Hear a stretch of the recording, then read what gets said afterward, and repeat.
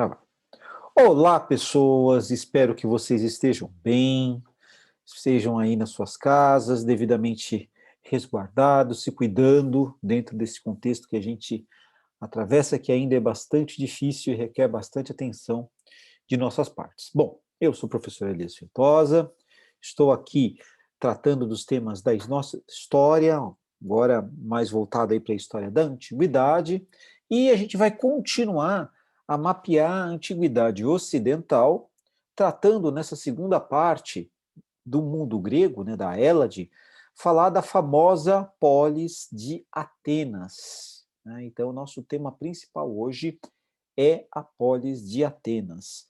Muito bem, e eu quero pedir a vocês que cumpram com aquele ritual básico, né, da internet, que é se inscrever no canal, marcar aí o sininho para receber as devidas notificações dos vídeos novos, tal, que vão aparecendo, compartilhar com seus amigos, conhecidos, dar like, comentários, enfim.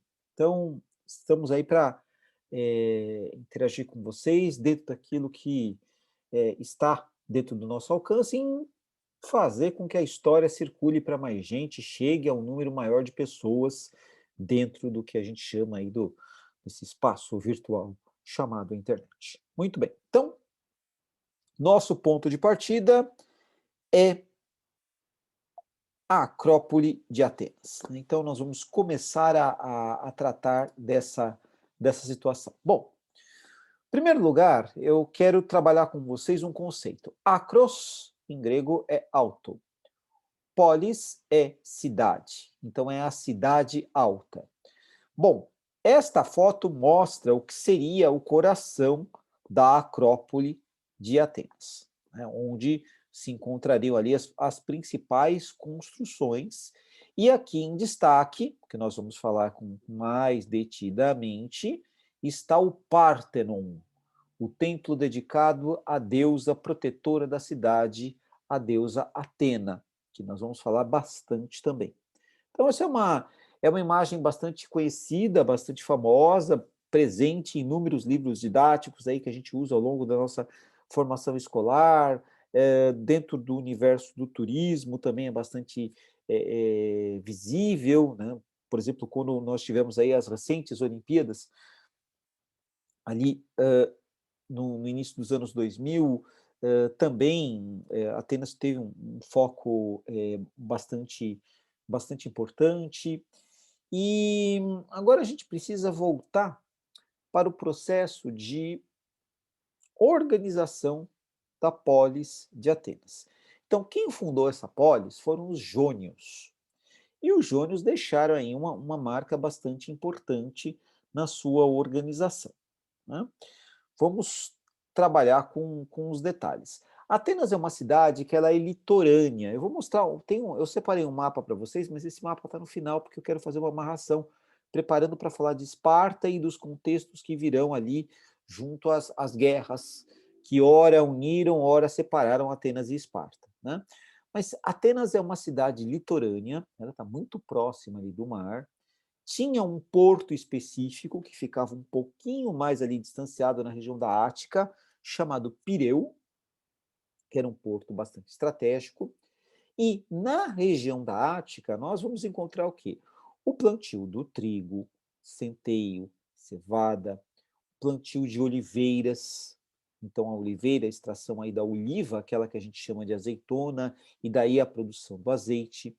O plantio da uva e a produção do vinho, fora o artesanato dos mais variados, né? Tecido, madeira, metais, olarias, né? A gente temos trabalhado com muitos vasos de cerâmica, né? Inclusive, esse termo, cerâmica, está relacionado justamente a um bairro da cidade de Atenas que chamava Keramikos, que era onde se concentravam ali os oleiros, os produtores de vasos, etc. e tal. Então, do nome desse bairro, Keramikos, veio o nome desta técnica que a gente fala, né, do barro cozido em alta temperatura, e ele se enrijece e se transforma aí em recipiente para guardar, consumir alimentos e assim por diante. Então, tem muitas referências que estão relacionadas a esse mundo muito interessante que é o mundo da Hélade, né? Bom, aí vamos olhar agora o que seria o Párteno. Bom, essas fotos são fotos atuais. Esse prédio ele tem aí mais já de 2.450 anos, né? Então tá até que, vamos dizer assim, razoavelmente bem, né? Apesar que foi aí debilitado por conta de guerras, por conta de desgaste do próprio tempo, por conta da erosão, em especial com a poluição acumulada, né, que a gente vai encontrar nessa região com a Grécia moderna e Atenas ser uma metrópole, altos níveis de poluição, essa poluição provocando, por exemplo, chuva ácida, e a chuva ácida ela carcomendo aí o mármore do Párteno, né, e de outros lugares expostos, de outros monumentos expostos nas vias públicas, no espaço público da cidade de Atenas, né? Então, houve aí um desgaste, uma decomposição, mas vocês vão ver também que uma parte maior das esculturas remanescentes, que estariam, por exemplo, aqui no frontão, ou mesmo nas laterais, aqui na parte externa, elas foram retiradas, no contexto do século XIX, e levadas para a Inglaterra. Isso foi logo após o final ali da Guerra de Independência dos gregos contra os turcos, nos idos de 1821, que esse ano completou 200 anos, né, da independência grega em relação aos turcos. Os ingleses, eles atuaram nesse processo de ajudar os gregos a se libertarem, e há também figuras destacadas, por exemplo, Lord Byron, famoso poeta romântico, ele foi lá lutar dentro do contexto da guerra de independência da Grécia, né? Então, algo bastante heróico, épico, né? Então, um poeta indo lá defender a causa da liberdade deste lugar que é tido como o berço da democracia, um dos símbolos da cultura ocidental, então tem essa trajetória. Mas, por sua vez, um outro inglês, um militar, Lord Elgin, ele levou esses mármores remanescentes para um museu britânico, onde lá se encontra hoje em Londres. A gente vai ver aí nas imagens já já, eu vou mostrar para vocês.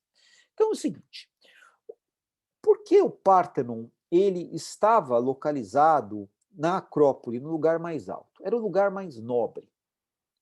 Todos conseguiriam, das diferentes partes da cidade, contemplar, de certa forma, a presença ali do Parthenon. E, ao mesmo tempo, a deusa Atena, que lá habitava, estaria ali guardando, protegendo toda a cidade. E quem estivesse chegando pelo mar ou por terra conseguiria também vê-lo. Então, é um símbolo de presença, de força daquela que seria a divindade responsável por guardar e proteger a cidade de Atenas. Diferentemente daquilo que a gente encontraria na tradição judaica, que era a que existia nesse contexto, o templo não era um lugar de reunião, de você congregar ali um grupo de pessoas, né? Então, dentro do templo ficava a estátua da divindade, existia um altar ali feito para as oferendas, mas grande parte das cerimônias eram feitas no espaço público, né?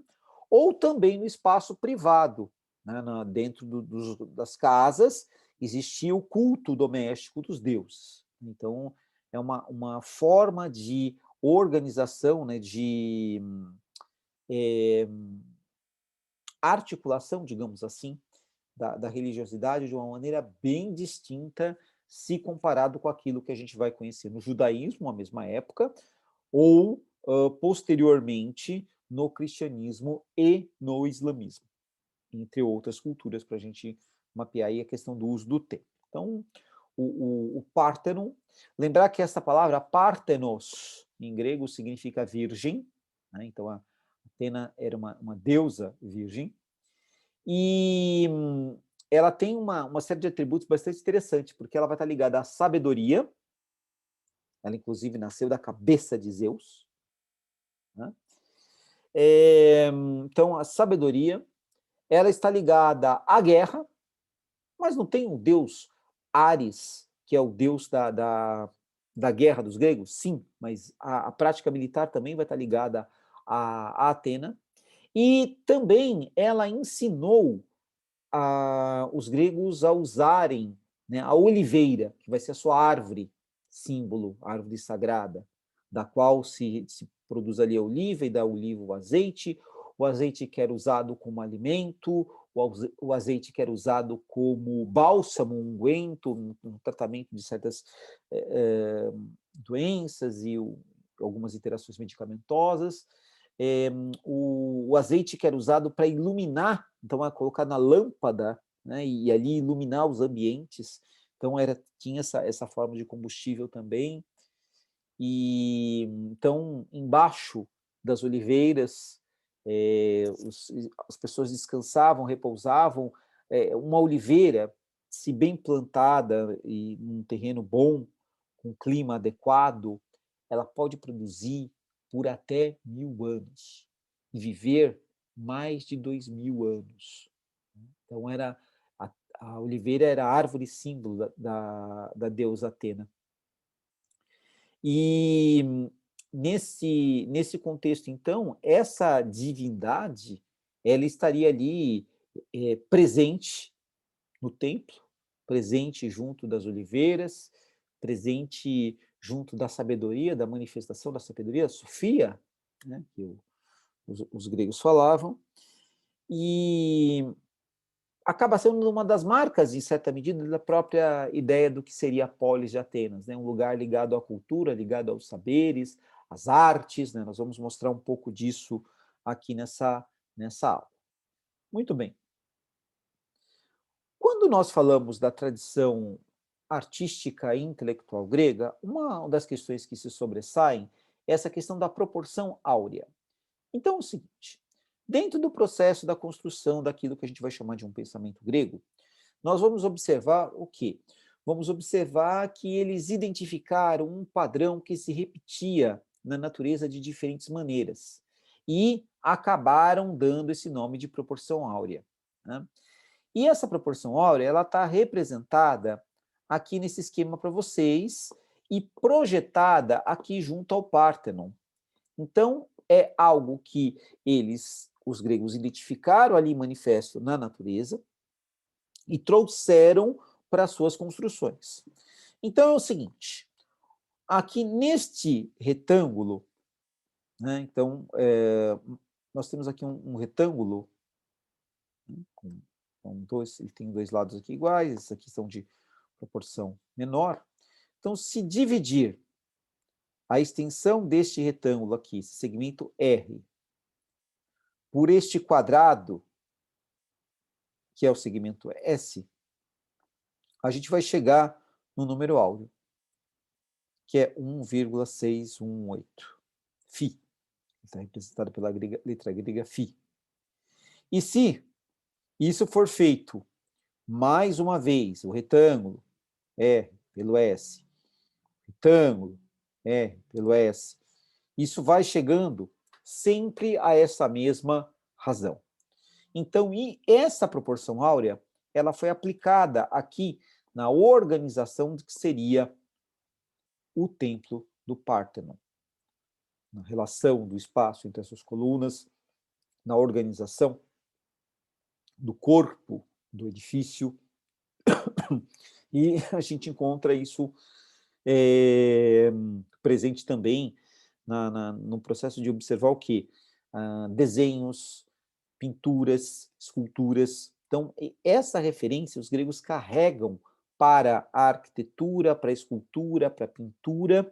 Depois, quando os gregos são dominados pelos romanos, os romanos levam isso também.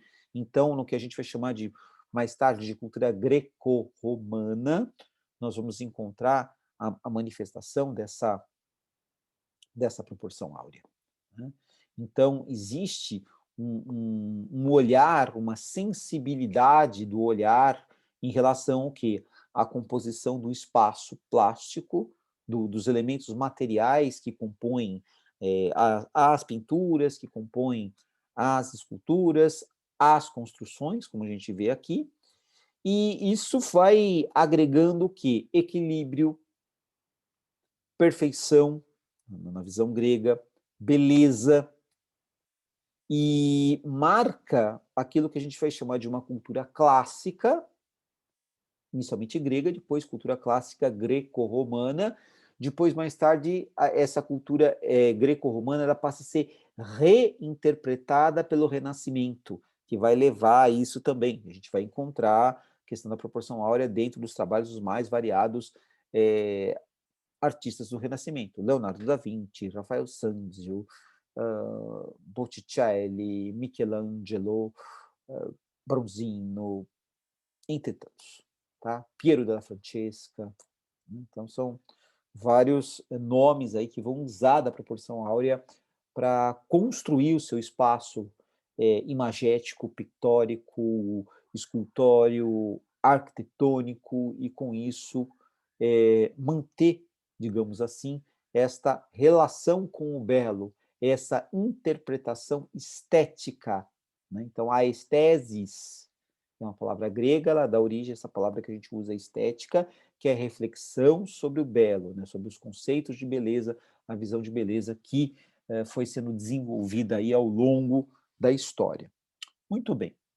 Nós falamos bastante, e Eila, esta é uma representação da deusa Palas Atena, tá certo? Ela seria uma estátua, uma cópia em mármore, em menor escala, porque ela teria aqui 1,10 m, mais ou menos, né? Parece que é uma estátua grande, né? Pelo ângulo que a gente está vendo, pela proximidade e tal, mas ela teria em torno de 1,10 m, e ela seria uma fração da original. Então, no interior do Párteno, tinha uma estátua de quase 12 metros de altura lá, né? Feita de madeira, com adornos de marfim e ouro. Agora, aqui nós temos esta escultura feita em mármore, e ela é atribuída a quem produziu lá na antiguidade a estátua original, foi este escultor chamado Fídias, né, que é um contemporâneo de Péricles, que é um grande nome aí do contexto do governo de Atenas no século V a.C. Né?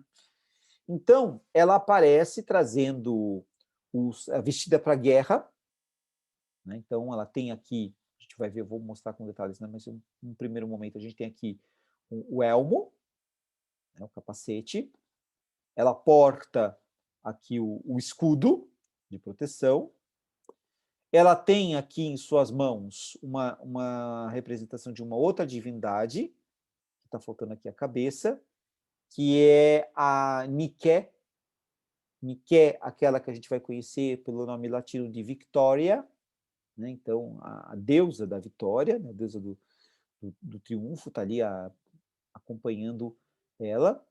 Ela usa essa espécie de um peitoril aqui, que tem a górgona é a figura da Medusa, né? Então, com o cabelo ali com serpentes, tal. Então, que foi uma arma utilizada de modo poderoso lá pelo Perseus para matar o Kraken, né, dentro da mitologia grega, né? Então ele decapita a Medusa e coloca lá a cabeça dela dentro de um saco tal, e carrega até uma cidade de Argos, onde o Kraken estava para atacar, e ele exibe a cabeça da serpente e da Gorgon, né, no caso da Medusa, né? E aí o Kraken é derrotado, digamos assim. Né? Então, agora vamos observar um pouquinho mais de perto essa divindade. Bom, os gregos eles tinham por característica a representação humana dos seus deuses. Né? Então, a gente vai encontrar algumas criaturas que são zoomórficas também entre os gregos, né? Mistura de seres humanos com animais. Mas no caso da deusa Atena, ela vai ser representada como essa mulher, e também ela vai ter um animal que é relacionado a ela, que é a coruja, que acaba virando até um símbolo de sabedoria. Né? Então a gente tem essa coisa, e daí faz sentido, eu até eu preciso localizar, tá aqui. Localizar a minha aqui, peraí.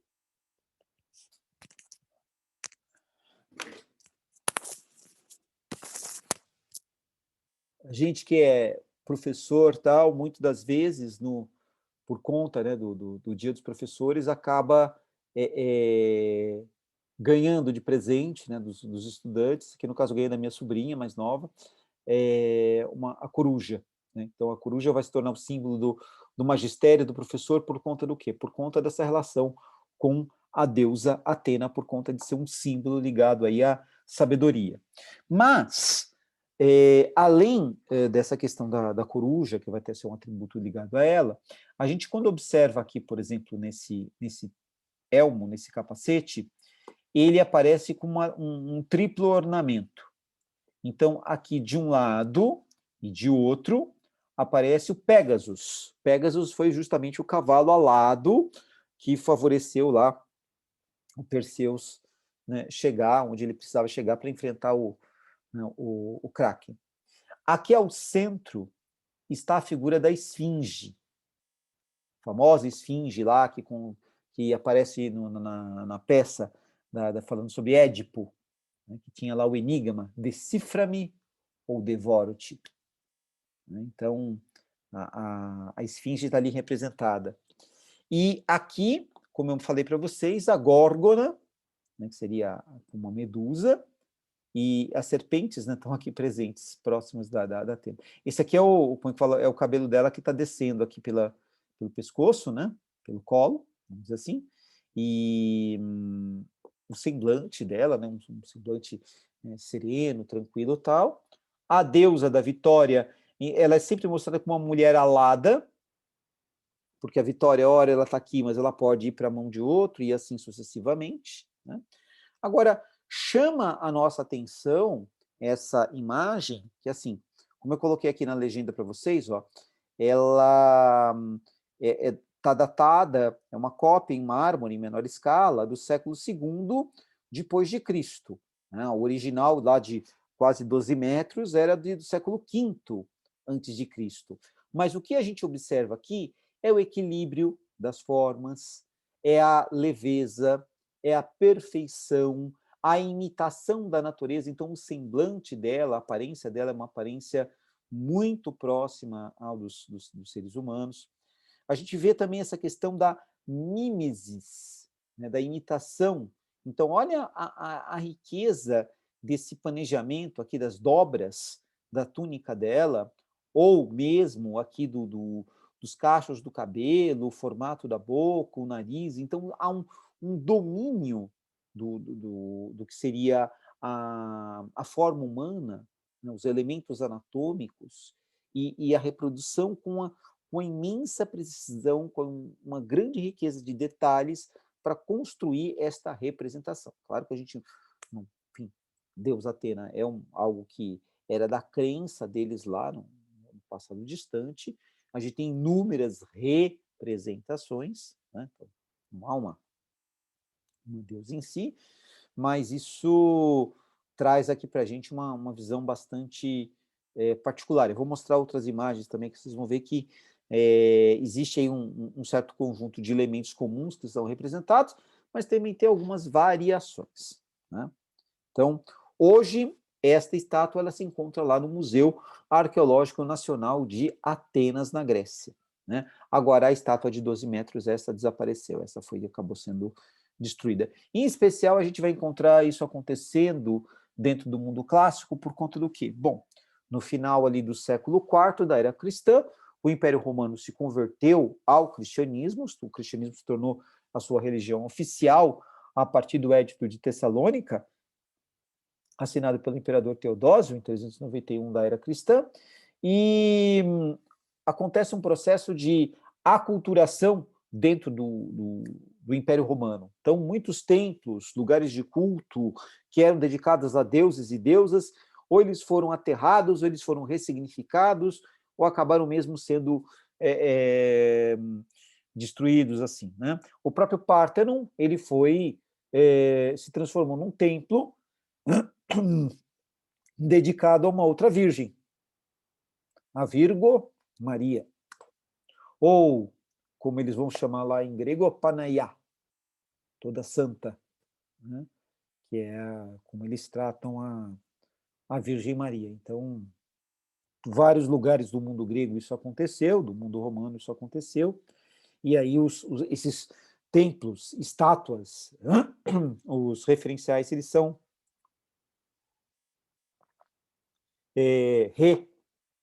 ressignificados, muitos foram destruídos, e alguns, por acaso, acabaram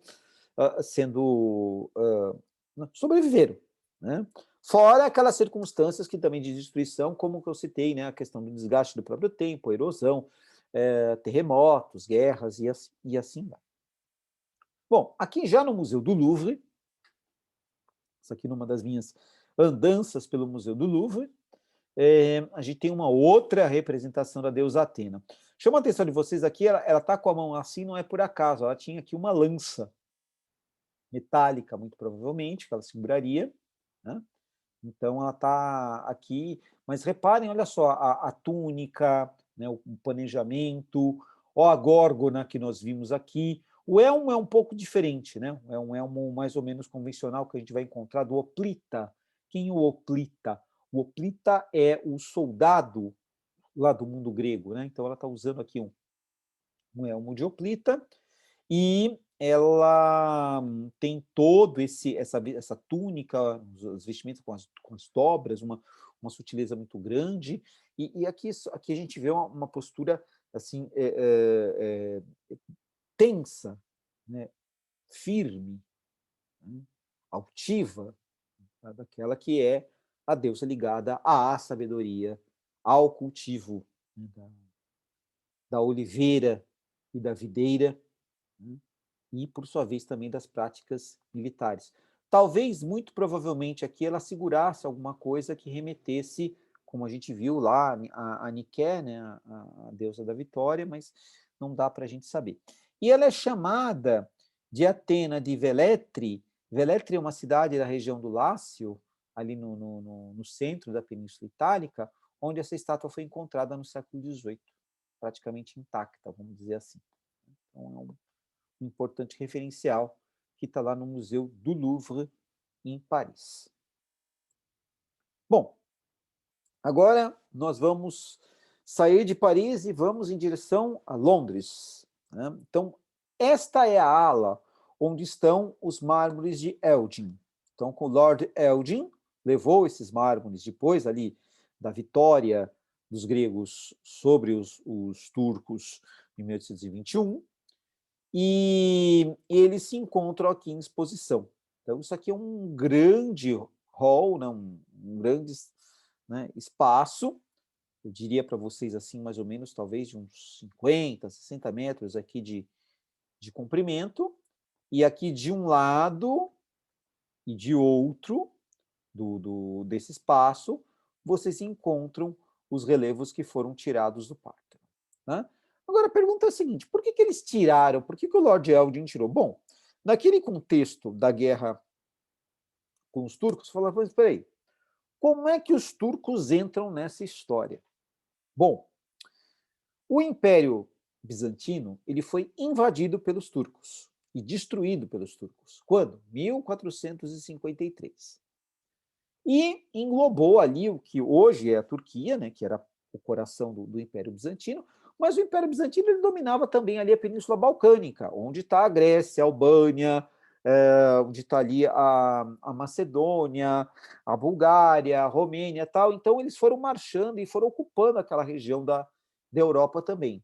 E no caso da Grécia, eles ficaram 4 séculos dominando, até que em 1821, finalmente, os gregos conseguiram expulsar os turcos dali. Ótimo. Bom, naquela ocasião, os ingleses tiveram um susto. Por quê? Porque os turcos tinham transformado o Parthenon num paiol. O que é um paiol? Lugar onde se guarda munição. Ou seja, aquilo podia ter explodido e ter desaparecido por conta de alguma questão dentro do contexto da guerra. Então, dada a situação para lá de precária, a gente viu as fotos, né, tem até ali estruturas de metal que o pessoal modernamente colocou para manter tudo aquilo em pé, não desabar, não acontecer nada com ninguém, né?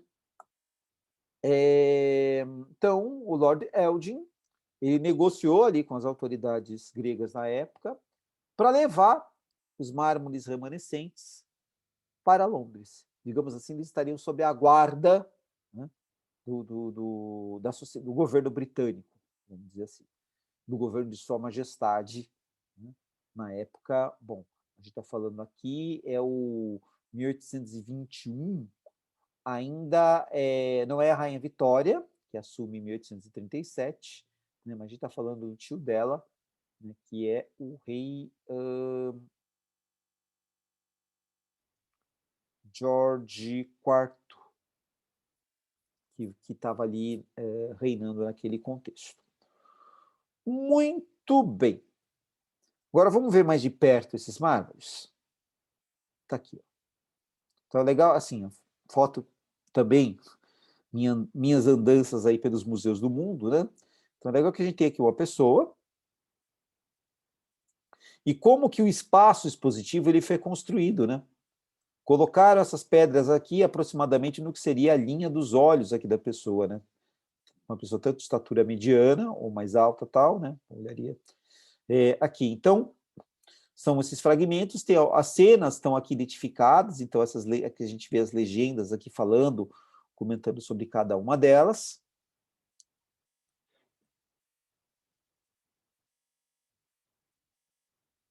E aqui a gente consegue observar um pouco, né, daquela questão que eu conduzia com vocês, falando sobre a busca da perfeição, a busca do equilíbrio, da leveza e da mimesis, né? Então, a riqueza de detalhes que a gente encontra aqui representados, por exemplo, esse grupo de soldados aqui cavalgando, né? Então, a crina do cavalo, a cabeça do cavalo, como ela está representada, a musculatura desses animais, como a gente vê, né, os detalhes, ou o próprio semblante desses homens, tal, os gestos, né, que estão aqui presentes, mostrando o movimento. É uma imagem estática, mas ela emula, ela imita, né, então daí a mimesis, o movimento. Né? Então, isso torna muito impactante, digamos assim. Né? A mesma coisa aqui, né? Uma cena de sacrifício, né? E aqui a gente tem por exemplo, olha essa cabeça do touro, né, que está aqui, e os detalhes do anatômico também, que o focinho, os olhos, a orelha, chifres, né, as roupas, aqui o planejamento, as dobraduras, como é recheio de detalhes, a filigrana aqui presente na borda, né, do tecido, todo detalhado, todo ornado, ali tal, a gente consegue ver, e por aí vai. Então, o que é belo é perfeito, e se é perfeito é bom. Isso marca a percepção daquilo que seria a estética clássica dentro desse contexto aí do século V antes de Cristo, como foi construído o Pártenon, como ele foi adornado, como ele foi ali representado. Mas o que acontece? Esse jeito de construir, de pensar a estética, ele não ficou só ali em Atenas, né? O que aconteceu? As populações gregas elas foram expandindo pelo mar Mediterrâneo, fundando colônias, né? E algumas existem, né? Assim, a cidade foi fundada lá e ela existe até hoje, como, por exemplo, Siracusa, Tarento, Messina ou Agrigento. Agrigento é uma cidade que fica no sul da Sicília, da ilha da Sicília, e tem ali um percurso onde a gente encontra uma sequência de templos remanescentes. E aqui, no caso, a gente vê esse templo, é um templo dedicado a Poseidon, que é o deus dos oceanos, né? E a estrutura é muito semelhante àquilo que nós vimos no Párteno, né? Então, a gente vê o predomínio da linha reta, né? Tanto aqui na vertical quanto aqui na horizontal. Esse frontão em formato triangular, que está aqui presente, assim como estava lá no Párteno. Agora, aqui está vazio, mas aqui também se encontravam esculturas que aqui adornavam, né? As colunas, né, que a gente vê aqui, esse tipo de coluna é chamada coluna dórica, né? Uma coluna mais simples, vamos dizer assim. Ela tem essa estrutura canelada, esses riscos, essas achuras, Agora, aqui, essa parte superior, o capitel, ele é bem simples. Diferente de outros que a gente vai ver, por exemplo, que vai ter detalhes, ornamentos mais elaborados, mas eu mostro devidamente para vocês. Bom, nessa questão das representações do corpo humano, dos seres humanos e tal, a gente vai encontrar alguns tipos de figuras bastante peculiares, como a gente vê aqui. Esse grupo de colunas de uma parte de um templo que está lá na Acrópole, o Erechtheion, eh, ele foi feito com o quê? O semblante de mulheres. Então, são as cariátides. A gente poderia traduzir isso aqui como as donzelas, as meninas de Cária, que é uma localidade que existia lá no mundo, no mundo grego. Então, elas cumprem aqui a função de coluna, né? Então elas sustentam essa estrutura que a gente vê projetada aí do prédio, porém imitam um grupo de mulheres aqui. Então a gente vê. E o que é interessante também dessa questão da imitação, não só é a imitação da pessoa em si, mas, de novo, reitero para vocês, vejam o domínio anatômico. Seios, abdômen, perna. Olha só, a perna que está aqui está mostra, a perna meio que se projeta assim, como se ela estivesse dando um passo adiante ali no espaço. E a gente vê claramente aqui o contorno da perna, como aqui também. Então é um padrão, né, que está sendo repetido. Tem uma dessas colunas aqui que ela não é necessariamente original, porque tiraram também uma coluna dessa, levaram lá para o Museu Britânico e colocaram uma cópia no lugar. Então, a gente tem aí uma circunstância muito específica, que é essa, vamos dizer assim, esse processo de buscar a se aproveitar dessas ruínas do passado para dar um outro significado, um outro sentido, ganhar mais força, mais poder e assim por diante. Né? Então, é também um exemplo dessa arte clássica, né? O século V antes de Cristo. Bom, agora vamos deixar a cultura um pouquinho de lado e vamos falar dos elementos políticos. Atenas passou por um processo de transformação política bastante importante, né? E aí nós temos várias etapas. Por exemplo, como muitas culturas, a legislação ela começou oral, porém depois ela foi escrita. E no caso de Atenas, atribui-se a transcrição dessas leis orais para escritas a esse sujeito aqui, Drácon. Tá? Então, ele teria sido um legislador que sistematizou essas leis escritas e eram leis muito rígidas, digamos assim. Né? E daí a gente vai até encontrar o adjetivo, né, draconiano, quando você fala uma rigidez, né, uma firmeza muito grande. Agora, eu chamo a atenção para vocês que, por mais que essa mudança tenha ocorrido, né, de sair da lei oral e passar a ser escrita, houve uma tensão aqui, né, nesse processo aí, a gente está falando de 621 a.C., porque os chamados bem-nascidos, né, a aristocracia, aristói, significa melhor, então a aristocracia seria o governo dos melhores, esses bem-nascidos, ela ficou bastante reticente com qualquer tipo de mudança que tirasse o seu poder. Né?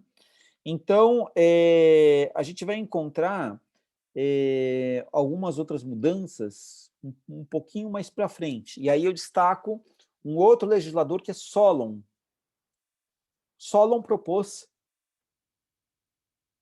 uma mudança bastante interessante, que era o seguinte: antes acontecia a situação de uma pessoa se endividar e ela pagar com trabalho. Ela fazia um acordo com o credor: olha, eu estou devendo para você, eu não tenho dinheiro, não tenho bens para pagar, mas eu vou trabalhar para você durante um período e aí eu pago a dívida, né. Então, mas muitas pessoas acabavam aceitando isso, recebiam o trabalho do endividado ali, como pagamento, mas também agiam de má fé, de pegar uma pessoa tal, que estava ali temporariamente escrava, e elas vendiam para outra pessoa. Só que essa pessoa que comprava achava que estava comprando para a vida inteira. Então isso provocou uma grande, né, provocava uma grande dificuldade, né, digamos assim. Daí o que o Solon propôs? Ele extinguiu a escravidão por dívida. E houve uma mudança de que a condição do indivíduo, ela não mais seria ligada estritamente ao nascimento, mas sim à questão da renda. Agora, espera aí, e se a pessoa ela, fizesse uma dívida, contraísse uma dívida, né, e não conseguisse pagar e não pagasse? Calote, pronto, está resolvido? O que acontecia? Acontecia dessa pessoa ser aprisionada, cadeia. Então a gente vai ver aí e ela sendo usada em trabalhos forçados, né, então era o que era mais comum de acontecer. Bom, a gente já viu que passar de lei oral para escrita desagradou a aristocracia, acabar com a escravidão por dívida desagradou a aristocracia, e essa aristocracia tomou o poder pela força, contando aí com um certo apoio popular. Então a gente vai ter a tirania, tyrannos em grego, é o equivalente a dictator em latim. Então tirania e ditadura são equivalentes. E o primeiro tirano que Atenas teve foi Psístrato. Então, Psístrato ele conseguiu ter apoio de grande parte da população, tomou o poder da cidade à força e o instituíram no governo. E isso foi criando animosidade, animosidade, animosidade, animosidade, até que Psístrato foi assassinado por um aristocrata. O aristocrata foi lá e matou o Psístrato. Bom, Pisístrato tinha 2 filhos, Hiparco e Hípias, que tentaram manter ali o poder consigo. Mas isso também acabou não dando muito certo, porque em 514 o Hiparco ele foi assassinado, e depois, em 510, o Hípias ele foi deposto e banido da cidade de Atenas. Então, vamos dizer assim, a tirania ela entra em colapso por conta disso, e aí um sujeito, um outro legislador chamado Clístenes, o que ele faz? Ele estabelece um conjunto de reformas que deu origem àquilo que a gente chama de democracia ateniense. E nesse processo a gente vai ver o surgimento do conceito de democracia. Lembrando que demos é povo, kratos é governo, governo do povo. Agora a gente vai entender com alguns detalhes como é que esse processo funcionava. Bom, nós estamos falando da polis de Atenas, e quando a gente fala de uma polis, as características comuns estão aqui, né? O governo autônomo, então a cidade se governava como um pequeno país, um exército próprio, composto por homens livres, então eles não usavam nem mercenários, que são contratados a dinheiro, e nem davam armas para escravos. E era necessário também dominar uma área rural. Para quê? Abastecer-se de água, de comida, de minérios, ter as pastagens para a criação dos animais. Então, tudo isso era bastante importante. E, nesse caso, o Clístenes ele promoveu uma série de mudanças, dando origem aí à democracia. Na democracia se diz, no caso da ateniense, depois mais tarde a gente vai ver a releitura dessa democracia, que é a democracia que a gente conhece,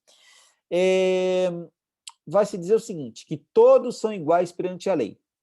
Mas aí tem uma pergunta, todos quem?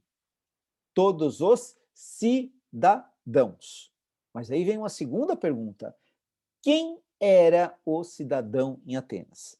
Está aqui, ó, o homem maior de idade, ateniense, nascido nos domínios da cidade e filho de atenienses, pai e mãe.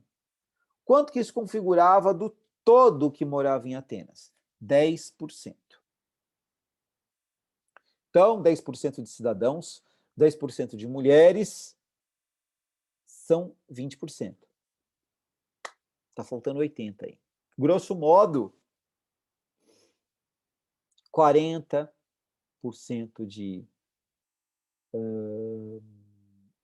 metecos, que são os estrangeiros que viviam em Atenas, gente de outras polis que lá viviam, mas não tinham direito de participar da Assembleia Política, e escravos. E aí o escravo, tanto por guerra, que é a forma mais antiga, quanto por dívida. Só que lembrando que a escravidão por dívida, ela durou até 594, quando foi extinta, né, pela lei ali de Solon, que a gente comentou.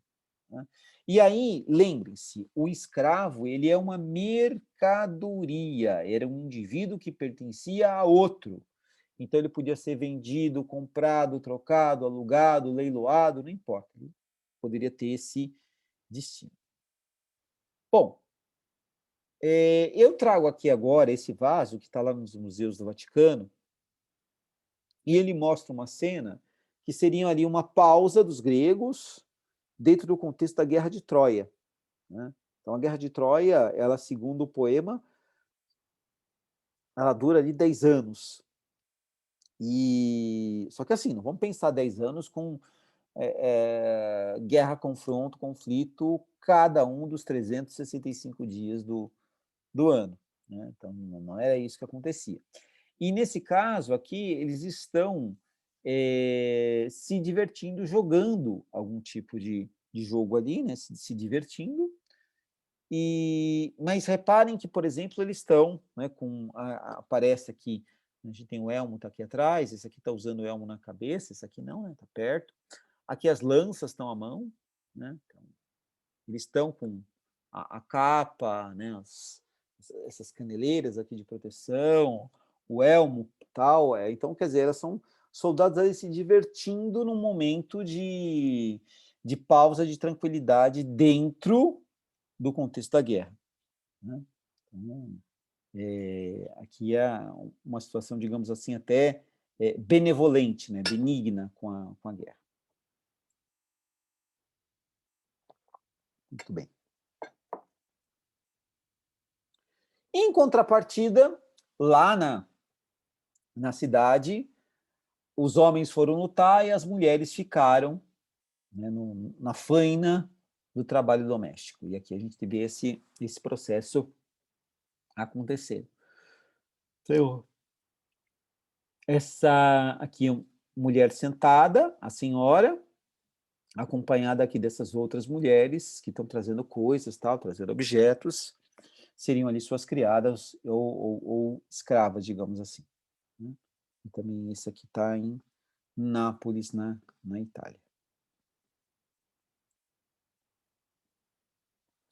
Agora, no caso de Atenas, eles criaram um mecanismo de proteção da democracia, que atendia pelo nome de ostracismo. Ostracismo, em grego, vem desta palavra aqui, ó, ostrakon. E por que ostrakon? Porque era isso, ó. O que vocês estão vendo aqui? Vocês estão vendo aqui um pedaço de cerâmica, onde tem um nome escrito aqui. Né? Então, a gente vê aqui o nome de Temístocles. E o que acontecia? Quando uma pessoa se tornava uma ameaça para a polis, a Assembleia de Cidadãos poderia apresentar essa situação que ela estava causando, ela ser julgada por isso e ser banida por 10 anos da cidade de Atenas. E como que esse processo era feito, como é que isso era apurado? Bom, eles escreviam né, nesses pedaços de cerâmica, o nome da pessoa que deveria ser banida, se tivesse, atingisse ali a maioria, banimento por 10 anos. Então, era uma forma de neutralizar ali a pessoa naquele contexto. Uma outra questão que Atenas ficou notória, né, é a questão do teatro, né? Então, a gente fala bastante, né, do teatro grego, vou até mostrar um pouquinho para vocês. Só que é o seguinte, o teatro, além de ser um lugar de entretenimento, era um lugar também de reverência aos deuses, em especial Dionísios. Então, aqui a gente tem uma máscara feita em bronze. Então, lembrando que o bronze é uma liga metálica, estanho mais cobre. E essa máscara eles chamavam de persona. Então, dessa palavra persona, vem aquilo que a gente vai chamar de personalidade, né? Então, o que acontece? A gente vai ter a máscara, se a gente olhasse, virasse ela assim, né, colocasse em perfil, a gente veria que a boca é mais larga e ela afunila aqui para a parte, né, posterior. Por quê? Porque serviria como uma espécie de funil para projetar a voz. Então, os artistas eles usavam esse tipo de máscara nas suas apresentações. No caso aqui, os artistas, né? Porque assim, as mulheres elas não praticavam o teatro, elas não encenavam peças. Podiam estar práticas de dança, práticas de canto, podiam estar se apresentando com instrumentos musicais, mas não era permitido que as mulheres atuassem, então os homens acabavam compondo esse papel. E o Dionísios é a divindade ligada ao vinho e ligada ao teatro, que era reverenciada pelos atores. Até hoje a gente encontra, né, o pessoal comentando assim, né, que o teatro é sagrado, tal, mas da onde que vem essa ideia aqui de que o teatro é sagrado, né? É uma reminiscência desse contexto que a gente está tratando aí, né? Aqui já uma escultura do deus Dionísio, né? Então também uma aparência humanizada, né? Claro que você tem essa coisa da exaltação, da beleza, então tem a questão aí da musculatura, cabelos, a postura, enfim, toda uma riqueza de detalhes. Agora, esse Dionísio aqui, ele data do século II da era cristã, está lá no Museu do Louvre, em Paris também. Então, é um símbolo aí de força e importância para esse contexto que a gente está olhando. Eu falei do teatro, eis um dos teatros remanescentes no mundo antigo, lá na cidade de Atenas, né? Então, o que acontece? Ele tem esse formato de semicircunferência e ele está com a semicircunferência voltada para cá porque os ventos vinham daqui para cá. Então, isso ajudava na acústica do teatro, levar o som para diferentes direções. Então, melhorava bastante o processo aí de apresentação, né?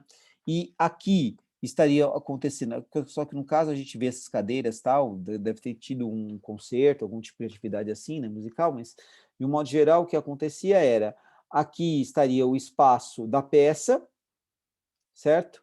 E as pessoas ficariam assistindo aqui, aqui atrás estariam os músicos, né? Então, fazendo ali o acompanhamento necessário para que a peça se desenvolvesse, digamos assim. Bom, nós falamos bastante da deusa Atena, agora é interessante a gente tratar um pouco de outra divindade feminina poderosa, que é a Afrodite, né? Ou a Vênus para os romanos, né? Que depois a gente vai ver.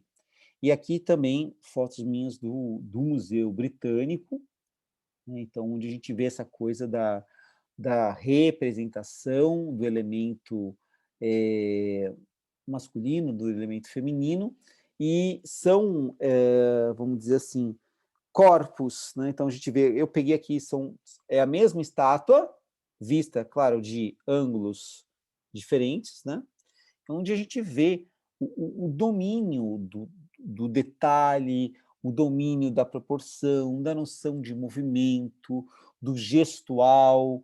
Então, tudo isso está marcado dentro da produção dessa escultura da Afrodite, né? Aqui também, lá no Museu Britânico, olha só, eles levaram, isso é um templo. Então, esse templo ele foi desmontado e está montado onde? No Museu Britânico. E aqui a gente já vê, ó, o capitel jônico, que é bem diferente do dórico, o primeiro que a gente viu, né? Um pouco mais elaborado. E aqui as cenas da relação aí que a gente está trabalhando, estou contextualizando a respeito do juízo final, tal. Aqui a cena que o Tomás organizou, estruturou de Aquino, né, vamos dizer assim, Tomás de Aquino, ele coloca um,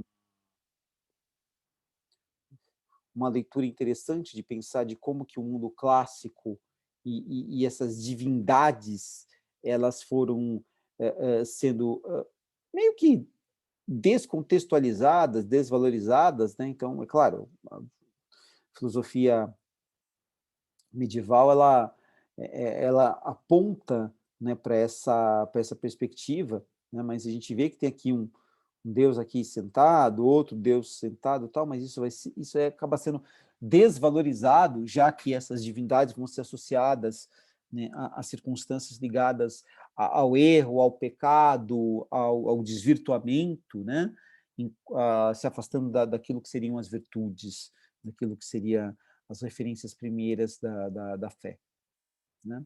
Bom, uma coisa que marca os gregos no mundo antigo, e também está dentro dessa contextualização que a gente está fazendo aí da produção intelectual no século V a.C., da arte clássica, da cultura clássica e tal, é a questão dos Jogos Olímpicos. Para nós que estamos aqui no século XXI, Jogos Olímpicos são competições esportivas. Mas lá no passado distante, elas eram competições esportivas em louvor aos deuses.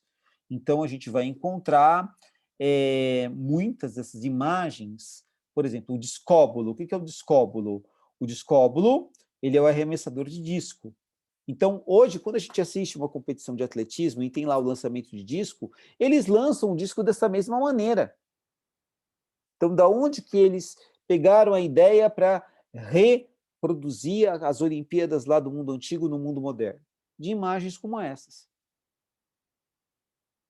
Aqui também uma outra situação, a gente não sabe se é o Zeus ou se é o Poseidon. Por quê? Porque essa estátua de bronze, e olha, é uma das raras estátuas de bronze da antiguidade que restou para nós. Por quê? Porque em vários contextos, essas estátuas elas foram quebradas e foram fundidas para fazer desde bola de canhão, fazer armas, e nas mais variadas situações, né? Então, muitas delas desapareceram. Agora, aqui, esse Deus, ele está aqui com a mão, com um gesto, né, tá ali para arremessar uma... Bom, poderia, se for raio, seria Deus, o Zeus. Se fosse o tridente, seria Poseidon, né? Então, por isso que eu coloquei aqui ou um ou outro. E acontece o seguinte, de novo, no atletismo tem a prova de lançamento de dardo e a postura é a mesma. Gente, os Jogos Olímpicos, eles aconteciam a cada 4 anos. Então, este contexto era o contexto das Olimpíadas. E por que Olimpíadas? Porque era algo que acontecia no santuário de Olímpia, que era uma cidade que ficava ao norte do mundo grego e, por sua vez, eram dedicados a Zeus. Então, eram jogos em honra dos deuses, eram jogos em louvor aos deuses, né? E quem vencia era tido como protegido dos deuses e, por sua vez, a sua polis também. Então, há essa interpretação religiosa bastante importante que marcava a atividade dos jogos naquele contexto. E eles marcavam seu calendário também assim, estamos lá no 300º, 40º ano da Olimpíada. Então, existia esse uso da marcação das Olimpíadas, os ciclos das Olimpíadas, para marcar a contagem do tempo, né? Então, isso é bastante importante. Agora, aqui, mais outra. Agora, nesse caso, são seres humanos e eles estão aqui fazendo aquilo que a gente vai chamar da luta. Bom, modernamente se deu o nome de luta greco-romana, né? A gente vai encontrar algumas referências disso também sendo mencionado como pancrácio. Pancrácio seria uma dessas modalidades de luta. Ó, aqui do século VI a.C., né? Está lá no Museu Arqueológico Nacional de Atenas, e a gente vê a questão, de novo, o gestual perfeito, olha os detalhes aqui do cabelo, do rosto, a musculatura, né, que está ali sendo aqui exibida, o gestual, né, a forma como eles seguram, a veracidade que é buscada, todos esses elementos são elementos que estão presentes aí na questão da mimesis, né, da imitação do que seria aquilo que acontecia, né, do real, do visível e tal. Esse friso que vocês estão vendo aqui, ele fazia parte de um espaço, de um altar fúnebre dedicado a uma pessoa que foi atleta, né? Então, algo bastante peculiar. E o que eu quero chamar a atenção para vocês é que, assim, a gente está falando da luta, dos Jogos Olímpicos, esses jogos, quando eles aconteciam, as cidades, elas paravam tudo. Então, era uma paz reinava entre eles.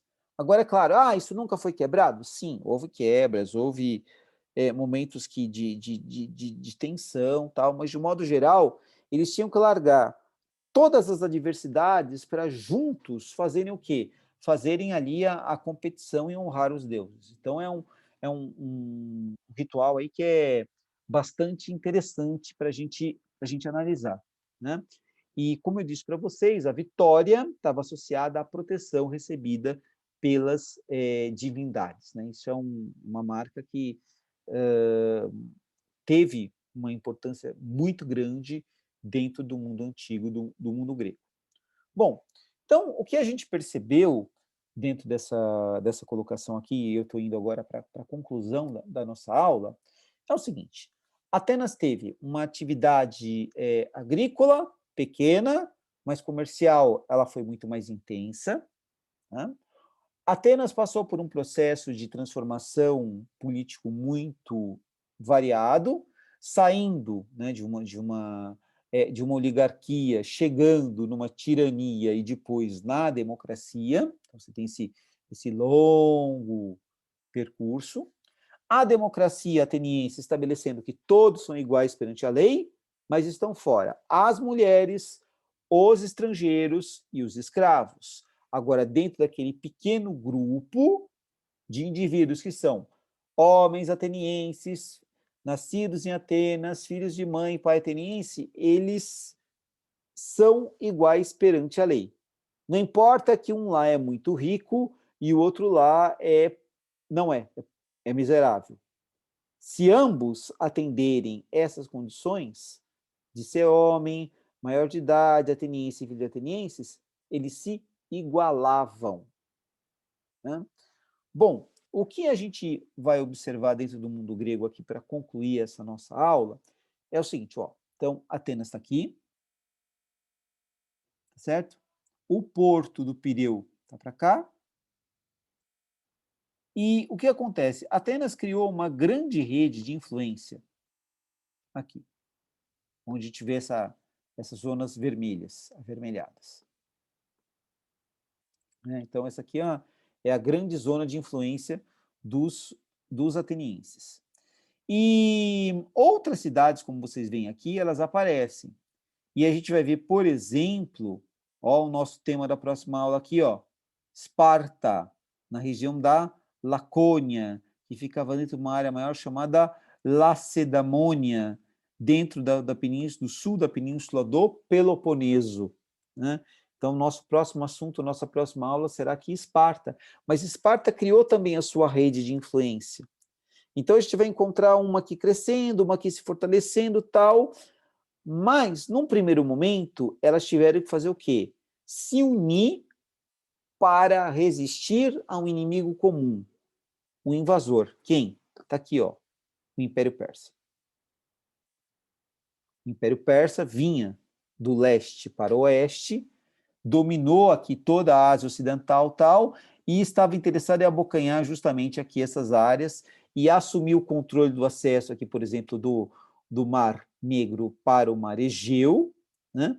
E, por sua vez, também contar com o controle aqui dessas áreas que estavam sob a influência de Atenas, ou de Esparta, ou então no grupo aqui que tentava uma certa neutralidade, digamos assim, né? Então, essa é a circunstância que a gente vai observar aí nesse momento. Então, esse invasor comum, os persas, eles colocaram todo o mundo grego sob ameaça, e daí o que foi necessária? A união dessas cidades para resistir à invasão. Isso acaba dando certo. Porém, 17 anos mais tarde, isto vira um problema. A aliança ela se esgarça, se desfaz, e aí Esparta e Atenas entram em rota de colisão. Mas isso vai ser assunto de uma outra aula ainda. A próxima, a gente vai falar de quem? De Esparta, do seu modo de vida, da sua organização, das suas características, que nem eu fiz aqui com a cidade de Atenas. Né? Bom, como de praxe, deixo aqui para vocês uma série de referências que eu utilizei aqui para a preparação dessa aula. Então, nós temos aqui os clássicos, né, do Alba e Isaac, a Oriente e Grécia, um ótimo manual.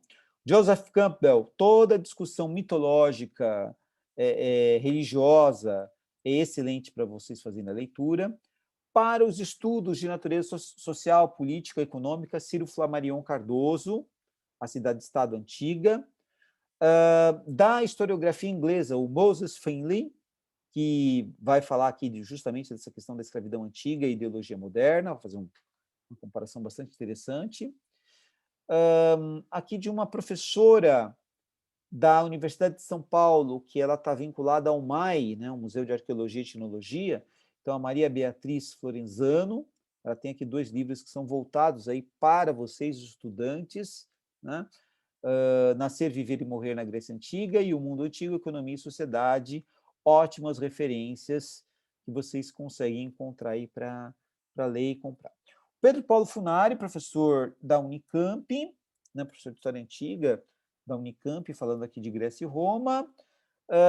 Do mundo francês, Pierre Grimal e Claude Mousset, que são especialistas aí na antiguidade clássica ocidental, e tem muito a acrescentar para os nossos estudos, e o Donald Strong, aqui com o seu Antiguidade Clássica, que também é um texto, né, tradicional, aí, que dá um horizonte geral muito grande para a gente entender esta tal da Hélade, este mundo grego, e nosso foco hoje foi o foco em Atenas, né? Agora, os sites, eu mantenho, gente, o padrão aqui. Eu coloquei a indicação do Museu do Louvre, onde aparece aqui para a Grécia Antiga, do Museu Britânico também, onde aparece para a Grécia Antiga, e os 2 sites ligados ao Centro de Pesquisa do Rio Grande do Sul, em Arqueologia, do FRGS, Federal do Rio Grande do Sul, e o MAI, aqui de São Paulo, que nós já comentamos, de onde vem a professora Maria Beatriz Florenzano, certo? Então, gente, nós terminamos a nossa aula aqui. Eu espero que vocês tenham gostado. De novo, peço para vocês aí fazerem os comentários, observações, críticas, elogios, enfim, tudo aquilo que vocês acharem pertinente. Compartilhem esse vídeo com seus amigos, façam aí a sua inscrição, marquem o sininho para receber as atualizações, e na próxima aula nós falaremos de Esparta. Então, aí agora, o povo guerreiro descendente dos dórios e da sua organização, trajetória e circunstância, que tem uma grande importância aí também dentro do mundo grego, e vai ficar muito mais rico da gente compreender depois para a gente ver os outros processos que estão no horizonte. Aí, as guerras contra os persas, depois as guerras internas entre os gregos, a invasão macedônica e todo o conjunto de transformações desse mundo. Tá bom? Então, muito obrigado pela atenção e até a próxima.